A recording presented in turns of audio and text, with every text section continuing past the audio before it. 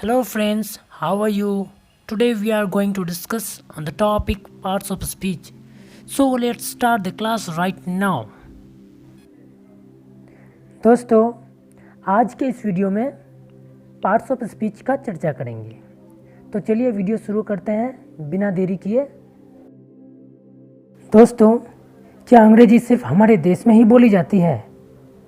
तो इसका जवाब होगा नहीं, बिल्कुल नहीं। दोस्तों, आपने ताजमहल, कुतुब मीनार, लोटस टेम्पल ज़रूर देखा होगा और यहाँ आने वाले विदेशी यात्रियों को भी ज़रूर देखा होगा। क्या वे यहाँ आकर के हिंदी बोलते हैं? नहीं, बिल्कुल नहीं। तो फिर क्या बोलते होंगे? वे इंग्लिश बोलते हैं, स्पेनिश बोलते हैं, चीनी बोलते हैं, लेकिन इनमें से ज़्यादातर जो हैं विदेशी वो इंग्लिश ही बोलते हैं। क्या बोलते हैं? इंग्लिश बोलते हैं। इससे ये पता चलता है कि दुनिया के अधिकतर जो कंट्रीज़ हैं, दुनिया के जो ज़्यादातर देश हैं, वहाँ इंग्लिश बोली जाती है, इंग्लिश ही बोली जाती है। यही नहीं, दुनिया में कई देश हैं जहाँ का राष्ट्रभाषा भी इंग्लिश ही है। राष्ट्रभाषा जैसे हमारे देश का राष्ट्रभाषा हिंदी है, उसी तरह से कई देश ऐसे हैं जिनका राष्ट्रभाषा इंग्लिश है, जिनमें से अमेरिका है, यूके है, कनाडा है, बीजी है, एट्सेट्रा। अधिकतर देशों में बोले जाने के कारण दोस्तों इंग्लिश भाषा को कहा जाता है द फर्स्ट इंटरनेशनल लैंग्वेज। क्या कहा जाता है? The first international language. इसका मतलब हुआ प्रथम अंतर्राष्ट्रीय भाषा। द फर्स्ट इंटरनेशनल लैंग्वेज यानी इंग्लिश। इंग्लिश की बेसिक स्ट्रक्चर या फंडामेंटल्स ऑफ इंग्लिश, जिसके अंतर्गत पार्ट्स ऑफ स्पीच आता है, पर हम लोग चर्चा करेंगे, यानी कि पार्ट्स ऑफ स्पीच पर चर्चा करेंगे दोस्तों। तो चलिए, पार्ट्स ऑफ स्पीच क्या होता है, अब हम इस टॉपिक पर चर्चा करते हैं।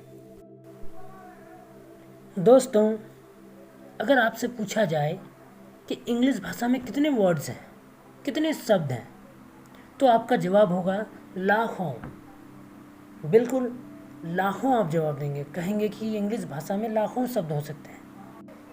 अब दूसरा क्वेश्चन आता है, क्या इन सभी शब्दों को हम एक ही काम के लिए यूज़ कर सकते हैं? बिल्कुल नहीं।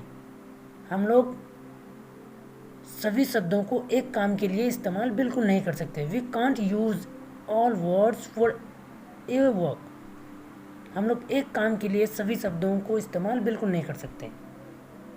इससे ये पता चलता है कि सभी शब्दों का अलग अलग काम है।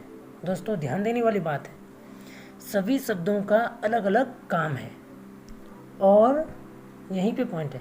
और इन्हीं कामों के वजह से, इन्हीं कामों के कारण, इनको अलग अलग काम देने के कारण, इनको काम के हिसाब से इनका नाम दिया गया है। इसको समझने के लिए आइए हम लोग इसको एक एग्जाम्पल लेकर के समझते हैं दोस्तों चलिए हम लोग एग्जाम्पल ले लेते हैं रेलवे को। रेलवे में जो काम करने वाले ऑफिसर्स होते हैं, जैसे general manager, chief yard master, TTE या टीसी, गेटमैन और भी बहुत सारे ऑफिसर्स होते हैं। एग्जाम्पल के तौर पर यही काफ़ी है। क्या ये सब एक समान है? बिल्कुल नहीं। जनरल मैनेजर वो स्टेशन का, रेलवे का मैनेजर होता है, और चीफ यार्ड मास्टर जो होता है वो स्टेशन का मास्टर होता है, उसका अलग काम है, मैनेजर का अलग काम है। वहीं तीसरा अगर देखिए टीटीई या टीसी, उसको टिकट का काम दिया गया है, इनका काम अलग है।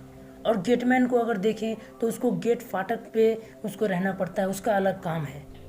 तो देखिए दोस्तों, यहाँ पे सभी व्यक्ति को अलग अलग काम दिया गया है और इन कामों की वजह से इनको अलग अलग नाम दिया गया है। अब अलग अलग नाम दिया गया तो इनका रुतबा भी अलग अलग होता है। कोई जो अच्छा काम होता है उसको हाई पोस्ट पे, उससे नीचे, उससे नीचे, उससे नीचे ऐसे रखा जाता है, यानी कि उनके काम के बेस पे अलग अलग रखा जाता है, अलग अलग रूम में रखा जाता है, समझ लीजिए अलग अलग क्लास में रखा जाता है, काम की वजह से अलग अलग क्लास में रखा जाता है। उसी प्रकार से इंग्लिश ग्रामर में इंग्लिश भाषा के जितने भी वर्ड्स हैं, सभी को उनके काम के अनुसार, बनावट के अनुसार उनको अलग अलग क्लास में रखा गया है, अलग अलग ग्रुप में बांट दिया गया है दोस्तों। ध्यान देने वाली बात है। उनके इन्हीं ग्रुप्स को, इन्हीं क्लास को, वर्ड्स के इंग्लिश ग्रामर में जितने भी वर्ड्स हैं उनके इन्हीं क्लास को, जो अलग अलग क्लास में बांटा गया है इंग्लिश ग्रामर के, यानी कि इंग्लिश भाषा के सभी शब्दों को जो अलग अलग क्लास में बांटा गया है, उनके इन्हीं क्लासेस को पार्ट्स ऑफ स्पीच कहा जाता है। हिंदी में बोले तो भाषा के अंग, शब्द भेद कहा जाता है।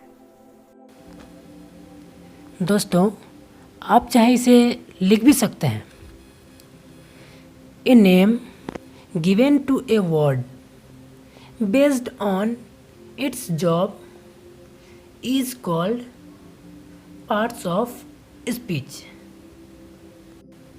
हिंदी में इसे हम लोग कह सकते हैं किसी भी वाक्य में प्रत्येक शब्द को उसके काम के अनुसार दिए गए नाम को पार्ट्स ऑफ स्पीच कहा जाता है। ये आप लिख सकते हैं दोस्तों, जिस प्रकार हमारे शरीर का निर्माण कई अंगों यानी कि पार्ट्स के मेल से हुआ है, ठीक उसी प्रकार इंग्लिश भाषा का भी निर्माण कई पार्ट्स के मेल से हुआ है और इनके इन्हीं पार्ट्स को पार्ट्स ऑफ स्पीच कहा जाता है।